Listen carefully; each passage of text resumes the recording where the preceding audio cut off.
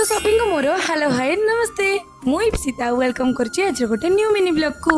तो सांग माने आज वीडियोटी केक शॉप रो स्टार्ट होइछि कारण आज थिला लिप्सार बर्थडे तो लाफीर मोर आज जेतलो केक शॉप रे हम केक टा को चूज कर देथिलो और से माने फटाफट हम केक टा को पैकिंग कर देथिले। तो केक हे गला हमर रेडी। तो केक को धरि हम चलो 99 स्टोर जस्ट एक्सप्लोर करिया भाई।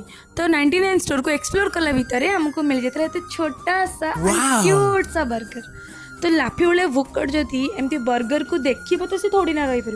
तो सी बर्गर को पार्टी पुरला बेलू देखला गोटे नॉनवेज पूछी तो आम से बर्गर को धोई देकी आसलु। तो ये खरे बुलिकी आमको जेहेतु एत जोर से भोक करता तो आम चलू दहीबरा खायापी। तो दहीबरा खाइलु दहीबरार टेस्ट ओके ओके थिला। तापर दहीबरा खाई घर को आसिलु। तो जेहेतु बर्थडे स्पेशल लिप्सा ट्रीट रे दउतला बिरियानी तो आम समस्त रेडी गलो लिप्सा घर को। तो आमर वेजिटेबल सब कटाकटी रेडी होता आम लगे बोलू बिरियानी करें माँ ये भात गालुले। तो एपटे आम बिरियानी मसलाटा भी रेडी होता। तो जो मसलाटा हांडी लगी मत लिजा टे खुआई दूसरा से बहुत ही टेस्टी होता। आम बिरियानी दम देलु कि समय पर आम बिरियानी होगा रेडी।